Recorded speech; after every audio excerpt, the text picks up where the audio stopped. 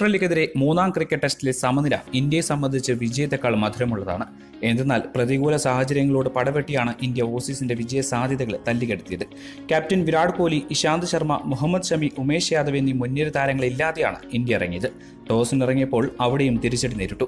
Toss നഷ്ടപ്പെട്ട ഇന്ത്യക്ക് ആദ്യം ബൗൾ ചെയ്യേണ്ടി വന്നു. കൂടാതെ ഓസീസിന്റെ 338 റൺസിനെതിരെ 244 റൺസിന് പുറത്തായ ഇന്ത്യ 94 റൺസ് ലീഡ് വഴങ്ങുകയും ചെയ്തു. അതും പോരാഞ്ഞ് ബാറ്റിംഗിനിടെ ഓസ്ട്രേലിയൻ താരങ്ങളുടെ ബൗൺസർ കൊണ്ട് പന്തിനും ജഡേജയ്ക്കും പരിക്ക് പറ്റി.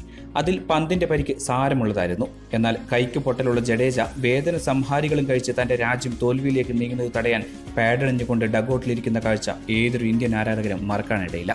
പന്തിന്റെയും പൂജാരയുടെയും പോരാട്ടം അവസാനിച്ചപ്പോൾ മറ്റൊരു തോൽവി മുൻകൂട്ടി കണ്ട ഇന്ത്യ 6ാം വിക്കറ്റിൽ 43 ഓവറുകളോളം പിടിച്ചു നിന്നാണ് വിജയത്തോടെ പോകുന്ന സമനില നേടിയത്. 4ാം ഇന്നിംഗ്സിലെ ഇന്ത്യയുടെ ഏറ്റവും മികച്ച ചെറുത്തുനിൽപ്പാണിത്. 1980 ശേഷം ആദ്യമായാണ് ഇന്ത്യ 4ാം ഇന്നിംഗ്സിൽ ഇത്രയും ഓവർ ബാറ്റ് ചെയ്യുന്നത്. അവസാന ഇന്നിംഗ്സിൽ ഇന്ത്യ 131 ഓവറാണ് പിടിച്ചു വന്നത്.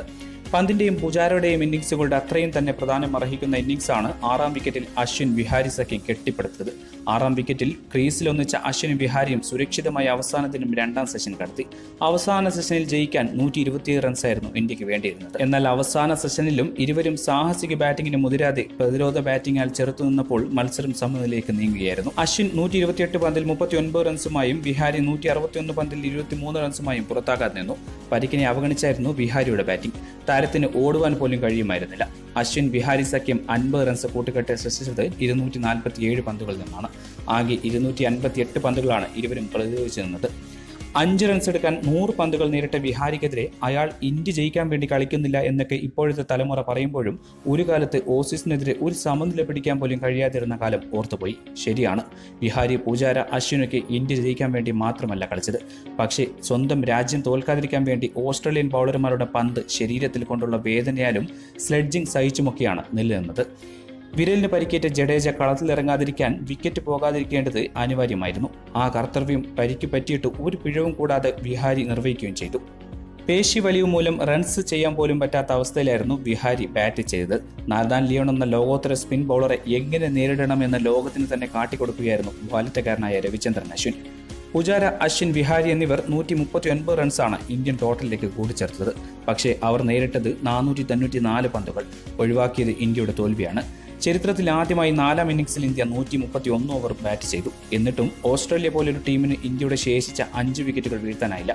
വിഹാരിയെയും അശ്വിനെയും പുറത്താക്കാൻ 80 ഓവറിന് ശേഷം പുതിയ ബോൾ കിട്ടിയിട്ടും ലോകോത്തര ബൗളർമാരായ കമ്മിൻസ്, ഹേസൽവുഡ് എന്നിവർ കിണഞ്ഞു ശ്രമിച്ചിട്ടും അവർക്ക് മുന്നിൽ മുട്ടുമടക്കാൻ അശ്വിനും വിഹാരിയും തയ്യാറായില്ലായിരുന്നു.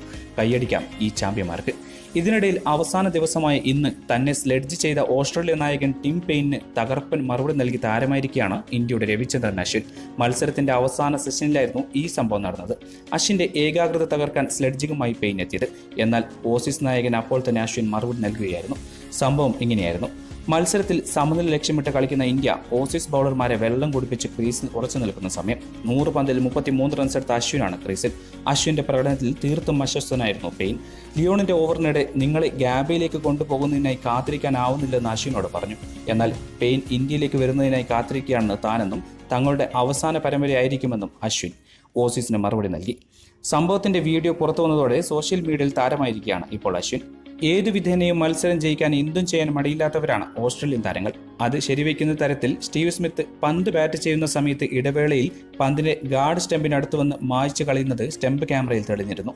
എന്നാൽ ഇതൊന്നും തന്നെ ഓസ്ട്രേലിയ വിജയത്തിലേക്ക് എത്തിച്ചില്ല. ഇന്ത്യൻ ബാറ്റ്സ്മാൻമാരുടെ നിശ്ചയദാർഢ്യത്തിനും കഠിനാധ്വാനത്തിനും മുമ്പിൽ ഓസീസിന് മുട്ടുമടക്കേണ്ടി വന്നു.